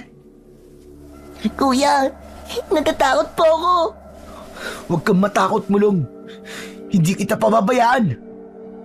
At pagkatapos niyang sabihin yon, ay hinawakan niya ang kamay ko at itinago niya ako sa kanyang likod. Matapang niyang hinarap ang mga nilalang na nasa harapan namin hanggang sa nag-angilan ang mga ito at isa-isa nang umatake. Akala ko noon ay doon na ang katapusan naming magkapatid. Ngunit matapang silang hinarap ni Kuya at gamit lang ang mga buntot ng pagi ay napatumba silang lahat. Teka kuya, ang galing mo ah. Paano mo nagawa yun? Hindi ko nga rin alam, Mulong eh. Sobrang bilis ng pangyayari. Hindi ko alam kung paano ko nagawa yun. Pati nga ako nagtataka eh. Imposible naman yata yung sinasabi mo kuya. Di ba nga, kaharap mo lang sila. Hindi ko talaga alam, Mulong. Basta ang bilis eh. Sige na. Hayaan mo na, hindi na mahalaga yun. Halika na. Teka kuya, may plano ka ba? Baka mamaya ang tapang nating pumasok dito sa kuweba, wala ka naman palang plano. Baka mamaya dyan pa tayo mapahamak sa loob. Basta, kung ano lang yung kaya nating gawin, yun lang ang gagawin natin. Maliwanag ba, Mulong? Sigurado ka ba dyan kuya? Basta tara na. Magdasal na lang tayo. Hindi tayo pababayaan ng Diyos. Nagmamadali ulit na kinuha ni kuya ang kamay ko at patakbo kaming pumasok sa loob ng kuweba. Hanggang sa nakaramdam na kami ng kakaiba dahil parang nagpapabalik-balik lang kami. Kaya naman, nagpasya si kuya na ayoko pa sanang tanggapin. Mulong, may naisip ako. Ano kaya kung maghiwalay tayong dalawa? Ha, kuya? Ayoko. Natatakot ako, kuya. Ayoko maghiwalay tayo. Para tayong pinaglalaruan eh. Ganito, sa palagay ko, may kapangyarihan yung mga batong dala natin eh. Sa tuwing kasing may lalapit na aswang, umiinit yun. Pakiramdaman mo lang, kapag uminit siya, gamitin mo ang pinakamaliksi mong kilos para makapagtago. Pero kuya, sabi ko naman sa'yo, natatakot nga ako eh. Huwag kang matakot, Mulong. Ang goal natin dito, mahanap lahat ng tao. Natatandaan mo pa ba yung sinabi ni Nanay Glenda? Ang alin ba yun? Yung itsura daw ng anak niya. Doon tayo mag-focus. Hindi natin alam. Baka makita na natin siya dito. Paano kung wala, kuya? Basta ang gagawin lang natin, mapalabas yung mga tao. Naiintindihan mo ba ako? Ang hirap naman nito, kuya. Baka makasagupa ako ng mga aswag eh. Baka lamunin nila ako. Basta, kapag may lumapit sa yung mga aswang o di kayo nakita kanila, etong buntot ng pagi na to, iwas-iwas mo lang. Hindi na sila makakalapit. Sa tingin ko, takot sila dito eh. Ikaw, kuya, anong gagawin mo? Hahanap din ako. Saan tayo magkikita? Sa labas na. Paano kung di ako makalabas? Ayan ka na naman eh. Sige na, kumilos na tayo. Maraming tao yung mga kailangan nating mailigtas, kaya dapat mag-iingat ka. At huwag kang magpapabaya. Maliwanag ba? Promise mo, kuya. Kahit wala nang umampun sa atin, basta lalabas tayo dito ng buhay, ah. Oo, promise. Cross my heart. Swear to... Oops! Okay na yun, kuya. Huwag mo nang sabihin yung I swear to die. Kasi lalabas tayo ng buhay dito, okay? Oo na. Bago pa man kami maghiwalay ni kuya, ay ginulo pa niya ang buhok ko, habang ako naman ay niyayakap siya at patakbo na kaming nag-umpisa. Ilang ulit din kaming nagtatatakbo dahil tulad ng sinabi ko ay parang pabalik-balik lang kami. Hanggang sa naisipan kong ibaliktad ang damit ko, yung kasi noon ang napapanood ko sa telebisyon, kaya sinubukan ko at himala naman na hindi kami nagtagpo ni kuya. Si kuya kasi, ang kulit. Yan tuloy. Paano ba to? Ang dilim. Paano ko makikita dito yung mga tao? Ay, ano ba yan? Nakakainis talaga. May tao ba dyan? Tulong! Tulungan mo kami! Nang mga oras na yon, nang makarinig ako ng boses ng tao, ay nanlaki ang mga mata ko. Nagdadalawang isip pa ako nung una. Pero, nasundan pa yon. Pakiusap! Kung may tao dyan, tulungan mo kami! Nang masiguro ko na tao ngayon, ay lumapit ako sa pinagmumulan nun. Doon lumantad sa akin ang kulungang bakal at napakaraming tao. Babaeng bata, matanda at dalaga. Nagbulungan pa sila nang makita ko. At ayon sa iba, ay wala daw akong magagawa dahil bata lang daw ako. Sandali lang, mga kasama! Sandali! Baka may tutulong siya. Bata, tulungan mo kami. Buksan mo ang kulungan. Pero, paano po? Buksan mo yung pintuang bakal. Humanap ka ng mabigat na bato. Subukan mong pukpukin. At baka sakaling maalis mo yung kandado. Sige po, sandali lang po. Humanap ako ng bato. At pinalad naman ako dahil ilang hakbang lang ay may nakita na ako. Sunod nun ay 7 pukpok ang ginawa ko bago maalis ang pagkakakandado nito. Maraming salamat. Pero teka, paano ka nakarating dito? Sino ang mga kasama mo? Miss Ganda. Kuya ko lang po ang kasama ko eh. Pero, Paano nga kayo nakapunta dito? Basta po, tsaka na lang po kami magpapaliwanag. Lumabas na po muna tayo rito. Sige, sige. Pero, pwede mo ba akong tulungan? Hahanapin ko muna ang asawa ko. Sige po, hahanapin ko rin po muna si kuya. Kasi naghahanap din po siya ngayon eh. Teka, ilang taon na ba ang kuya mo? 16 years old na po si kuya. Diyos ko, ang babata niyo pa pala. Baka mapano kayo. O siya mga kasama, gawin niyo lahat. Makalabas lang dito sa kuweba. May hahanapin pa kami. Mabilis namang tumugon ang mga kasama niya at nagmamadali na kami ng babaeng kasama ko. Nasa tingin ko ay nasa edad 20 pataas. Habang hawak niya ang kamay ko, ay patakbo kaming naganap hanggang sa nakasalubong namin si kuya. Kasama niya ang maraming kalalakihan at isa sa kanila ay asawa ng babaeng kasama ko. At nang magtagpo sila ay nagyakapan sila ng mahigpit. Lumapit naman ako kay kuya dahil sa pagtataka. Dahil mukhang mas matanda ang sinasabi ng babae na asawa niya. Kuya, sa palagay mo, tatay niya yan, di ba? Sira ka. Narinig mo naman, di ba? Sabi niya kanina, mahal ko. Baka mag-asawa sila. Pero, ang tandaan na ng lalaki, kuya eh. Ganyan talaga sa panahon ngayon. Mas gusto ng mga babae yung mas matanda kasi matured na mag-isip. Pero teka nga, ano ka ba naman? Napaka-chismoso mo. Hayaan mo na sila. Kailangan na natin magmadaling umalis dito. Nagtatanong lang naman eh. Natawag mo pa akong chismoso. Manahimik ka na nga dyan. Miss at saka Manong, tama na po muna yan. Lumabas na po tayo dito sa kuweba at baka matunugan pa po tayo ng mga kalaban at madakip pa po ulit tayo dito. Ay, oo nga pala, pasensya na. Nasabik lang kasi akong makita ulit ang asawa ko.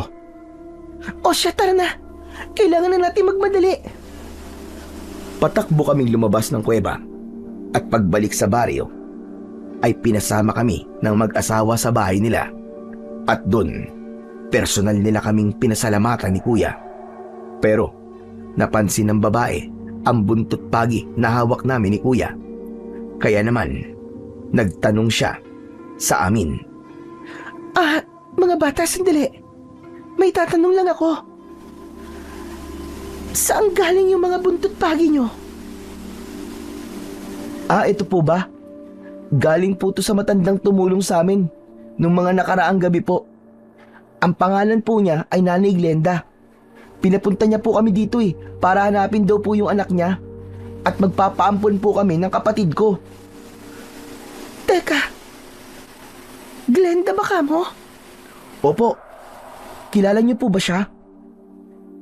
Mahal, si nanay yun. Nanay? Nanay niyo po si Nanay Glenda? Ibig po ba sabihin, kayo po si Aling Luna? Oo. Ako nga si Luna. Siya ang nanay ko. Si Glenda ang nanay ko. Teka, ba't po kayo umiiyak? Dahil galit sa amin si nanay. Pero nagpadala siya ng mga bata. At ang ibig sabihin lang nun, lumabas sa pangitain niya na mangyayari to sa baryo. Teka. Ibig niyo po bang sabihin, manghuhula po talaga si Nanay Glenda? Hindi siya manghuhula. Isa siyang tiwalag na babaylan. Bakit naman po siya galit sa inyo? Ano pong dahilan? Dahil sinuway ko siya at nagpakasal ako sa taong mahal ko. Ano? Dahil lang po doon nagalit siya sa inyo? Hindi. Dahil hindi niya tanggap na nagpakasal ako sa taong halos 20 taon ang tanda sa akin. Hindi naman namin siya masisisi. Dahil sa magulang na tulad niya, ay hindi talaga katanggap-tanggap ang ginawa namin.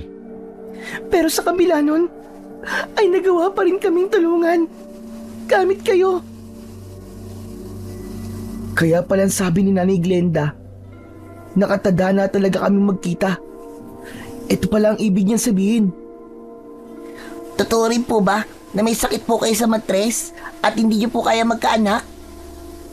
Totoo yun. Oh, Fernando. Hindi totoong hindi na ako mahal ni Nanay Glenda. Dahil inaalala niya pa rin ako.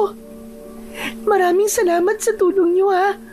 Nang dahil sa inyo, maraming buhay ang naisalba. Ginawa lang po namin ni Kuya kung ano po ang sa tingin naming tama. Sa totoo lang po, tinulungan din po kami ni Nanay Glenda. Nung nag-aapoy po ako sa lagnat, ito lang po yung ginawa namin pansukli. Sa kabaitang pinakita niya po sa amin. Mabait po si Nanay Glenda. Totoo po yun. Mabait talaga si Nanay.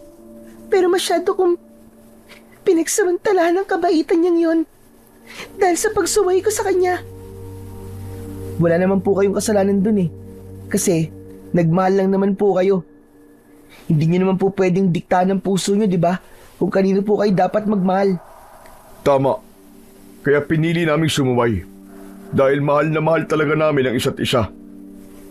Pero bago natin pag-usapan yan, kailangan na muna natin maganda. Dahil sigurado kung susugod ulit ang mga aswang. Kung ganun, maganda tayo mga bata. Hindi titigil ang mga aswang na yun hanggat hindi niya nauubos ang lahat ng tao dito. Anong klaseng aswang po ba yung mga yon? Yun ang uri ng mga aswang na kurkur. Mabangis sila, malakas, hindi marunong tumanggap ng pagkatalo. Kaya kailangan natin pag-ingatan ang paghahanda. Ano naman pong paghahanda ang gagawin natin, Mang Fernando? Dahil wala kayong mga gabay, kailangan nating mahasa ang kakayahan nyo. Hindi pwedeng matapang lang kayo. Po, ano pong gabay? Katulad ng isang malakas na nilalang o isang malakas na bagay. Katulad po ba nito? Inilabas ko sa bulsa ko ang bato na ipinadala ni Nanay Glenda at nagtingi na naman ang mag-asawa. Teka, saan galing yan? Galing din po ito kay Nanay Glenda. Sa katunayan nga po niyan tig-isa po kami ni Kuya. Fernando, tunay ngang kahit galit na galit si Nanay sa akin, ay hindi niya ako pinapabayaan. At kahit mga bata lang kayo, pinagkatiwala niya sa inyo mga bato ng mga dating mananabas ng aswang. Kaya makapangyarihan ang mga yan. Ibig niyo po bang sabihin, pinapunta po talaga kami dito para iligtas kayo? Hindi namin alam. Pero baka nalaman niya na magkakaroon ng ganitong pagsalakay sa baryo namin. Kaya pumili siya ng mga bata. Kita mo na, Mulong, nakatadhana talaga tayong lumaban sa mga aswang. Tinignan ko ng masama si Kuya dahil sinasadya niya ang pang-aasar sa akin. Dahil tama siya at mali ako. Ngunit bago pa man kaming mag-umpisang maganda, may mga tao na naman ang nagsisigawan sa labas ng bahay. Kaya naman, nagmamadali kaming tignan yun. At doon, nakakakilabot na tagpo ang nakita ko. Ang mga aswang, bawat daanan nilang tao ay pinaggugutay-gutay nila. At nagulat na lang ako nang maglakad si Kuya. At nilampasan lang ako. Kuya, saan ka pupunta? Ililigtas ko ang mga tao, Mulong. Nang marinig ko ang sinabi niyang yon, ay napailing ako. Dahil alam ko ang mga gusto niyang mangyari. Kaya naman, maigpit kong hinawakan ang sandata kong buntot ng pagi at ang gabay kong bato. Patakbo akong sumunod kay Kuya at sabay kaming naglakad. Pagdating namin sa kinaroroonan ng mga aswang, mas lalong bumalot sa akin ang takot. At napansin ni Kuya sa mga mata ko ang pakiramdam na yon. Kaya naman, hinawakan niya ang isa kong kamay para palakasin ang loob ko. Huwag kang matakot, Mulong. Nandito si Kuya, naiintindihan mo ba? Tulad ng sinabi ko sa'yo at pangako ko sa'yo, hindi kita pababayaan kahit na anong mangyari. Pangako yan. Salamat po, Kuya. Muli, humarap kami sa mga aswang na kurkur at malakas na sumigaw si Kuya. Sa pagsigaw niyang yon, ay nakuha niya ang atensyon ng mga aswang na kurkur. At isa na doon, ang pinakamalaking aswang na kurkur na tila pinuno nila. Tumigil na kayo! Mga aswang na ungas! Tigilan niyo ang mga tao! Wala silang ginagawang masama sa inyo! Yung masasama dito! Mga kampon kini Satanas! Kami ang harapin niyo!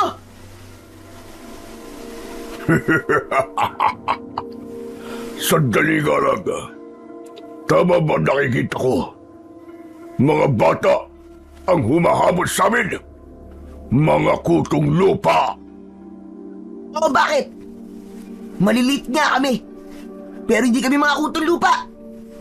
Hindi kami natatakot sa'yo. Ikaw lang kuya ang hindi takot. Kasi ako malapit na ako maiisa sa lawal ko dahil sa ginagawa mong yan. Ano ba naman yan, Mulong? Ngayon mo pa ba paiiralin ang pagiging duwag mo? Parang hindi yata yun ang nakikita ko ngayon. Huwag niyo na kaming istorbuin at magtago na lang kayo sa saya ng nanay niyo dahil wala pa ako sa mood para maging brutal. Dami mong pang sinasabi. Eh di magkamod ka na para maglaban na tayo. Sino ba tinatakot mo? Ungas! Matagal na kaming manhid sa takot. Kaya hindi mo kami mapapalis dito. Oo nga.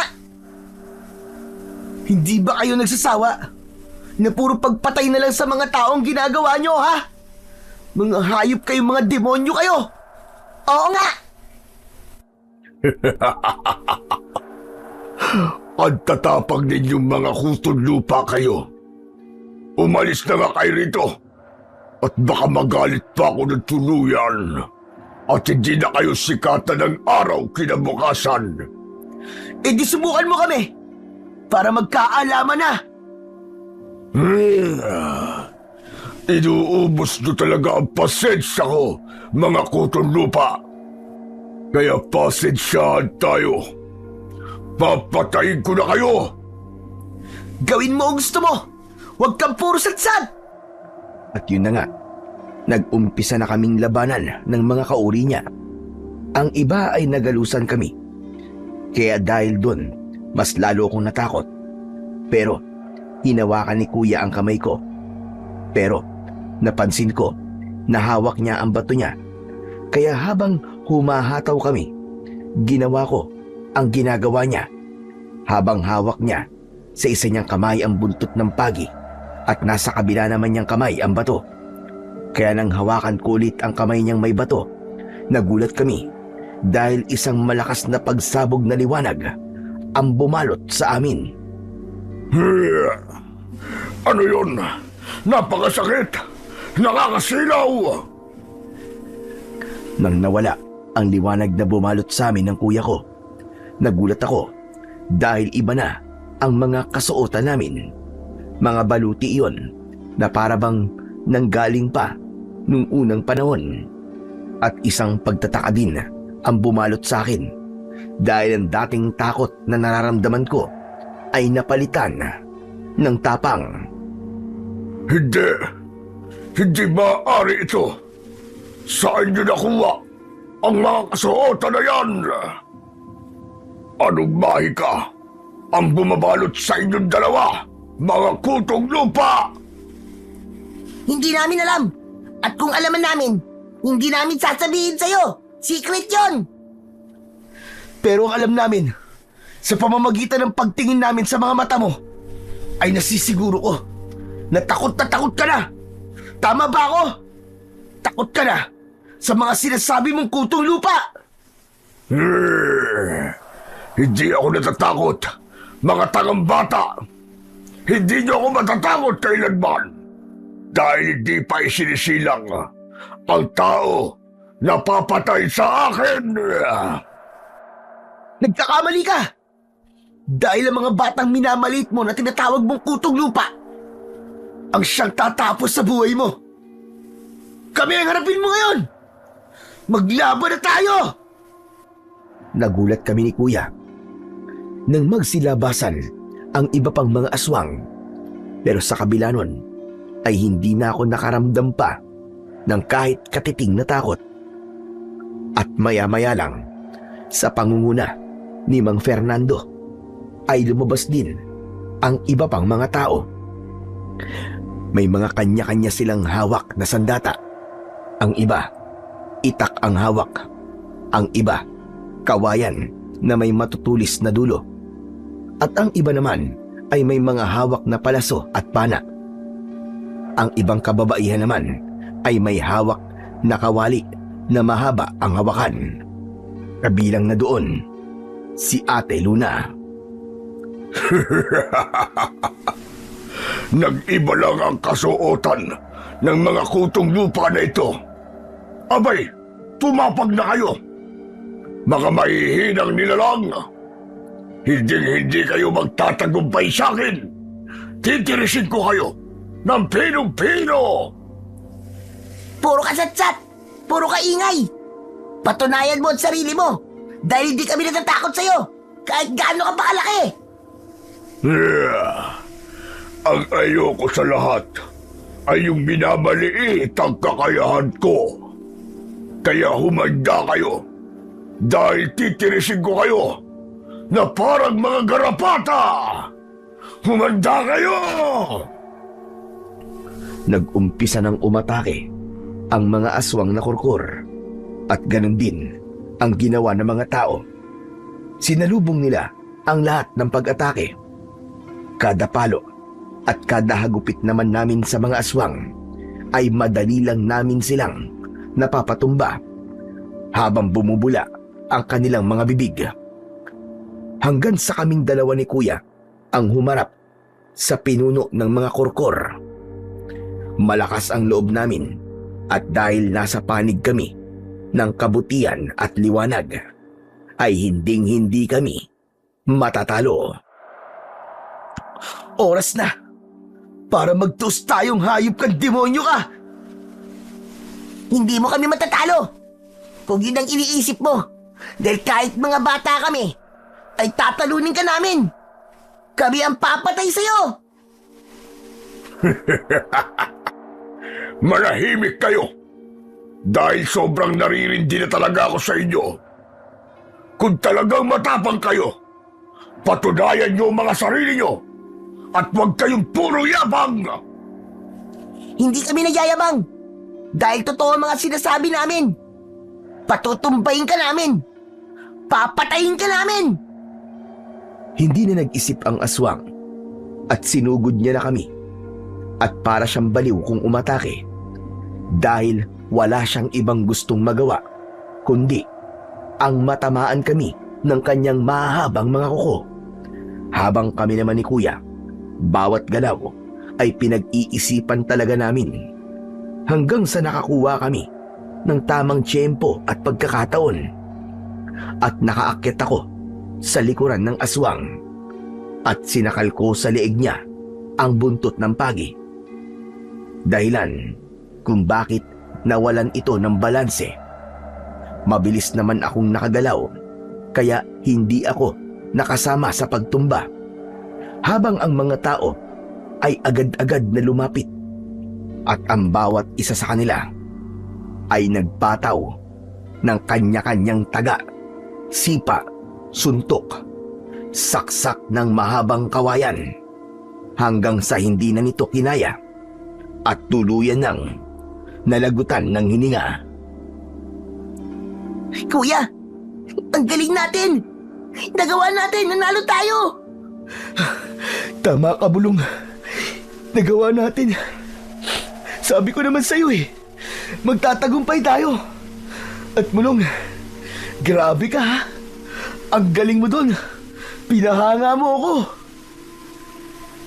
Nagulat kami dahil hindi pa kami tapos sa pag-uusap ni Kuya at niyakap na kami ni Ate Luna at ni Mang Fernando.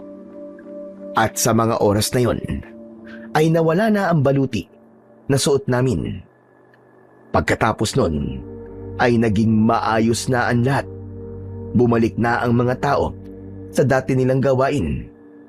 Tahimik na ang baryo ng Silong at wala ng patayan. Habang kami naman ay tuluyan na ngang inampon nila Ate Luna at Mang Fernando. At hindi lamang yon, nagbati na ulit ang magnanay at magkakasama na kami sa iisang bahay na puno ng saya at ng pagmamahalan. Hindi na kami ulit nakaranas ng gutom at hindi na kami natulog sa malamig na kalsada dahil sa piling ni Nanay Glenda, Ate Luna at Mang Fernando ay naramdaman namin ang init ng isang masayang pamilya. Masayang-masaya ako. Dahil sa inyo, Otep at Mulong, ay nagkabati na kaming muli ng nanay ko. Alam nyo, sa tingin ko talaga, hulog kayo sa amin ng langit. Tulad ng sinabi ko noon, ay tinadhana talaga tayong magkita-kita. Dahil naniniwala ako na para talaga kayo sa amin at kayo ang magpapaliwanag sa aming mga puso na ang pagmamahal ay hindi dapat tiisin. At dahil sa inyo mga bata, tinanggap na rin ako ni Nanay Glenda. Hoy, tumigil ka dyan, Fernando. Makananay ka. Ilang taon lang agwat nating dalawa, no? Siyempre, nanay na din po ang tawag niya sa inyo. Asawa po kasi siya ni Ate Luna eh. Kaya nga po. Hay nako, kahit na. Ate na lang ang itawag mo sa akin. Diyos ko, mas lalo ko yatang nararamdaman ang pagtanda ko. Nanay Glenda, hindi po ba? Diyan naman po tayo hahantong lahat sa pagtanda. Hay nako, ikaw talaga Mulong na bata ka. Halika nga rito. Eto talaga, ang matagal ng hiling ni nanay. Ang magkaroon ng apo. Salamat sa inyong dalawa ni Mulong. At dumating kayo sa buhay namin, Otep. Alam nyo, Nanay Luna, sa totoo lang po, kami nga po itong dapat po na magpasalamat sa inyo eh. Dahil tinanggap niyo po kami. Kahit po, hindi niyo naman po kami kaano-ano. Dahil mabubuti kayong bata. Nararamdaman ko rin yun tulad nga ng sinabi ni Nanay Glenda. Deserve nyo ng magkaroon ng tahanan na may tunay na mag-aaruga at magmamahal sa inyo. Kaya nga po, hindi pa rin po ako makapaniwala. Kasi noon, Tatay Fernando, ang akala ko po noon, hanggang sa kalsada na lang po kami ng kapatid ko eh. Yung bang palagi na lamang magtitiis ng gutom, hihiga sa malamig na kalsada, at kung minsan nakakagawa pa kami ng kalokohan. Alam niyo yun, iniisip na nga lang namin nun minsan na wala, parang tinakwil na kami ng mundo. Akala namin di na kami mahal ng Diyos. Akala ko nga nun minsan mamamatay na lang kami sa gutom at uhaw. May nakaredy po palang malaking twist si Papa Jesus. Kasi nagkaroon po pala kami ng bagong magulang. At may lola pa. Nanay na lang. Ano ka ba? Huwag ng lola. Hindi pa naman ako ganun katanda. Si Nanay Glenda talaga. Hindi niya tanggap na matanda na siya. Sige, ganito na lang. Nala na lang ang tatawag namin po sa inyo. Para nanay at lola. Nala! Ay nako, ikaw talaga. Napakakulit mo talagang bata ka. Okay na po yun. At least, hindi lola ang tawag namin sa inyo. Nala na lang. Di, mas okay pa po, di ba?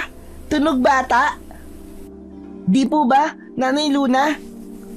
Ay nako, dinamay niyo pa ako dyan. Tama na nga yung kulitan na yan. Kumain na po muna tayo. Eto, nagluto ako ng paborito ninyo. Laing ng dahon ng gabi. Wow! Sigurado ako na napakasarap niyan. Tapos, Sasamaan pa ng tuyo. Oo nga no, kuya. Naaamoy ko na. Ay, talaga namang napakapambihira ng mga ilong ninyo. Nasa kusina pa eh. Amoy nyo na. Ganyan po talaga yan eh. Kasi nakakaamoy po siya nun ng mabahong pusa kahit nasa malayo pa. Ano ba yan? Si kuya talaga pinaalala pa eh. Nakalimutan ko na nga yun eh. Para tuloy naaamoy ko na naman. Dahil doon ay nagtawanan kaming lahat. Sobrang saya ko talaga nun, Sir Blair. Dahil natagpuan na namin sa wakas ang pamilyang mapagmahal at maalaga. Hindi ko alam, pero tunay ngang napakabuti ng Panginoong Diyos. Dahil kahit hindi ko hinangad, ay ibinigay niya sa amin ang buhay na dati ay akala ko hanggang pangarap lang. Totoo pala na iba kung paano kumilos ang Diyos dahil ipinapakita niya talaga sa iyo kung gaano kanya kamahal na nilalang niya sa mundo. At ang napakasaya pa ay hindi nagtagal, isang himala na bigla na lamang gumaling si Ate Luna sa kanyang sakit at nagkaroon din kami ng isang napakalusog na kapatid. Ang pangalan niya ay Angelo. Isang bagay na pagpapatunay na napakabuti talaga ng Panginoong Diyos. Hindi niya lang kami binigyan ng pag-asa. Ipinagkaloob niya pa sa amin ang isang pamilya na kahit kailan ay hindi kami pinabayaan, sinaktan at inisip ibenta. Kahit mahirap ang buhay, ay hindi nila kami sinisi. Dahil sa tulong ng pag-uunawaan, pagtutulungan, ay nalampasan namin ang lahat ng pagsubok. Sana po ay naging masaya kayo sa pakikinig sa aking kwento. Dito ko na po tatapusin ang aking kwento. Salamat at pagpalain nawa kayo ng ating Poong May Kapal. Masaya po ako dahil isa ang kwento ko sa mga napili ninyong ibahagi sa inyong YouTube channel. More blessings to come, Sir Blair. And God bless you more. Sa kabila ng pagiging palaboy at sa kalupitang sinapit nila sa kanilang mga magulang, nanatiling matibay ang bigkis ng pagmamahalan ng magkapatid. Hindi sila pinaghati ng sakit, gutom o takot. Bagkus ay lalo pa silang pinaglapit ng pagtutulungan at wagas na malasakit sa isa't isa. Ito ay patunay na anumang pagsubok ang dumaan, basta't may pag-asa at pagmamahal na pinanghahawakan ang bawat isa. Ang dilim ay hindi kailanman mananaig, at sa oras na ang puso ay nanatiling dalisay at handang magsakripisyo para sa kapatid, ang pagpapala ng Panginoon ay tiyak na darating sa panahong higit na kinakailangan, kahit paharangan ng masasamang nilalang o ng anumang anyo ng kadiliman ang kanilang landas. Ang pusong marunong magmahal ay laging magwawagi, at kasunod nito ang biyaya ng Panginoong Diyos, isang walang hanggan at tunay na pagmamahal na hindi kailanman magwawakas. Sabi nga ng Panginoon sa unang Juan, Kabanata 2, Talata 10, ang umiibig sa kanyang kapatid ay mananatili sa liwanag at walang anumang makapagdudulot sa kanya ng pagkatisod. Hanggang dito na lamang po. Abangan po natin uli ang mga susunod pang kapanapanabik at nakakatakot na kwento ng kababalagan sa aking YouTube channel. Hanggang sa muli po, maraming salamat po sa inyong lahat at pagpalain po nawa tayo ng Poong May Kapal.